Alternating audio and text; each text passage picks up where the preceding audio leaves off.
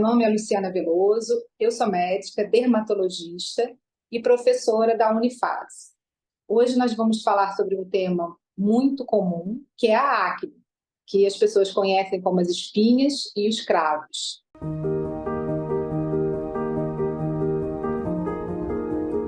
A acne é um processo inflamatório das glândulas sebáceas e do folículo pilosebáceo e é estimulado o aparecimento principalmente por estímulo hormonal.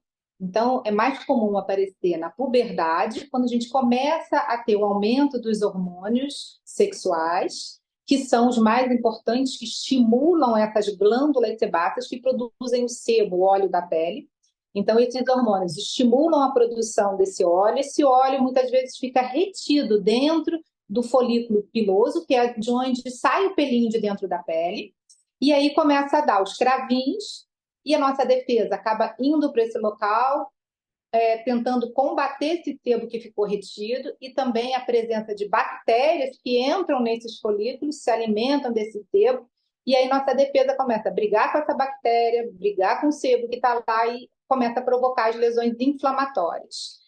É mais comum na adolescência, mas a gente não pode deixar de falar que na idade adulta, muitas vezes, ela permanece ali, a acne, por estímulo hormonal ou outros estímulos.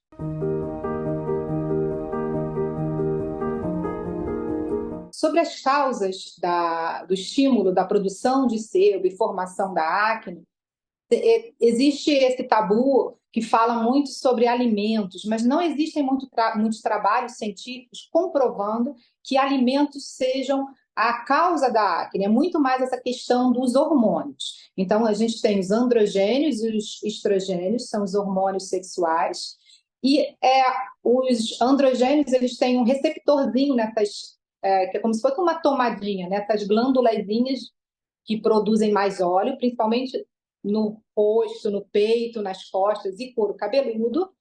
E aí, na época da puberdade, esse hormônio se liga nessas glândulazinhas e começa a estimular a produção de óleo. Então, é muito mais essa questão hormonal do que alimento. Mas outros estímulos podem também provocar esse aumento do sebo. Então, a gente vê principalmente alguns medicamentos, como corticoide, às vezes vitamina B12 também é um fator importante de estímulo. Estresse também é um fator importante de estímulo.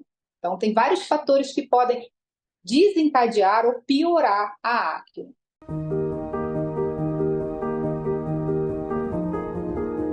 Quanto ao verão, a gente tem dois aspectos aí. Um o calor, também em época de calor, a gente tem um aumentozinho da produção de óleo, né? A nossa pele fica um pouquinho mais oleosa.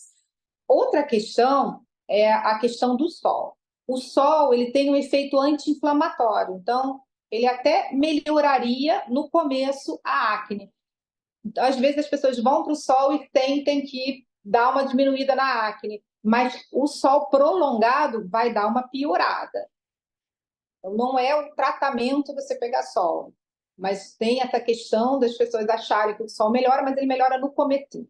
Uma outra questão é o uso de filtro solar que seja oleoso ou hidratante depois de ter ido para a praia, que seja muito oleoso. A gente chama acne cosmética, a acne que começa a se desenvolver por uso de alguns cosméticos que não sejam apropriados para aquele tipo de pele. Então, se você tem uma pele oleosa ou acneica, que é uma pele com tendência de ter acne, você tem que evitar produtos gordurosos, que aumentem muito a oleosidade.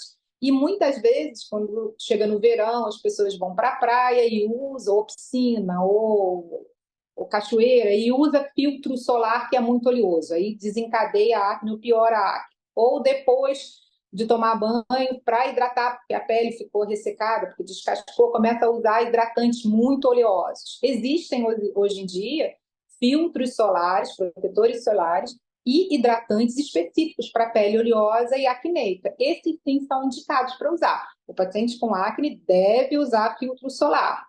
Ele deve hidratar a pele, deve manter aquela rotina de tratamento, mas com produtos adequados para o tipo de pele do paciente.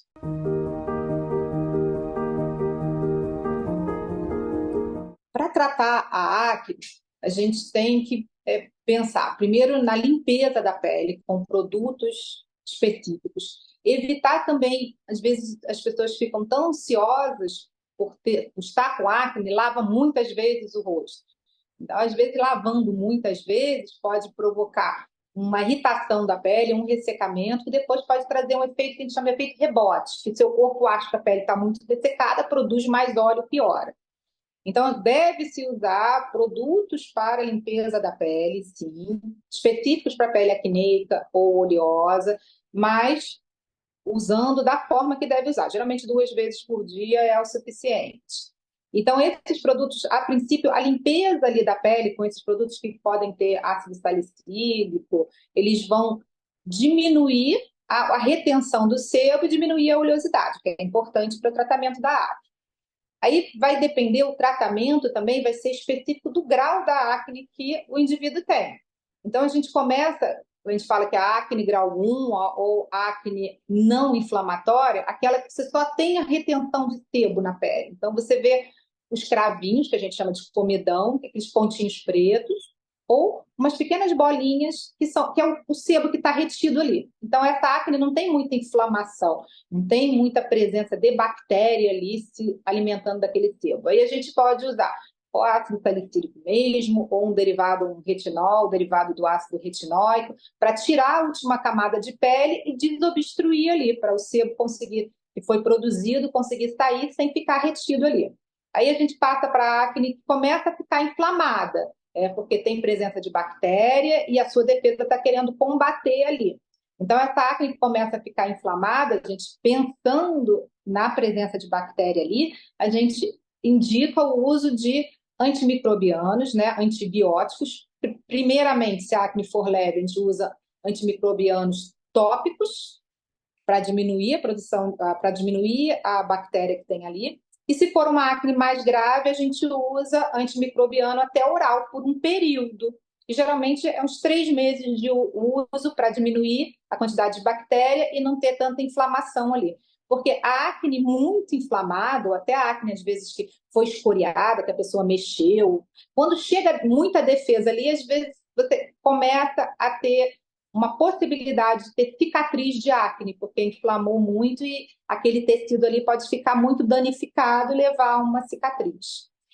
Aí você tem, então, a acne que depois é uma acne mais grave, que a gente chama de acne nódulo cística ou acne conglobata. Aí, nesse caso, se não responder aos tratamentos anteriores, a gente indica em pacientes que não têm contraindicação o uso da isotretinoína oral, que é um medicamento oral que vai fazer com que as glândulas diminuem a produção de sebo.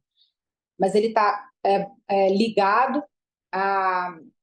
ele pode dar alterações, se a pessoa estiver usando, engravidar, alterações sérias no feto. Então, você tem que acompanhar o paciente direitinho, tem que ver se tem indicação de usar, mas é um dos tratamentos. Então, cada fase da acne, cada tipo de acne tem um tratamento específico.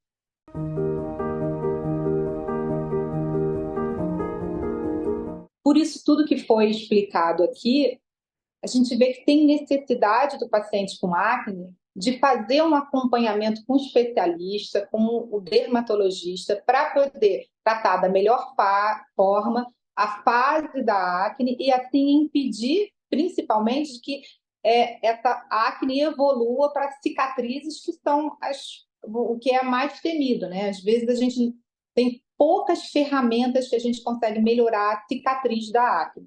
E a acne, a partir do momento que o indivíduo começa a ter acne, ele deve ser tratado para a acne não evoluir para uma acne grave, e porque a gente sabe que tem tratamento, e esse tratamento tem um resultado bom se for seguido direitinho.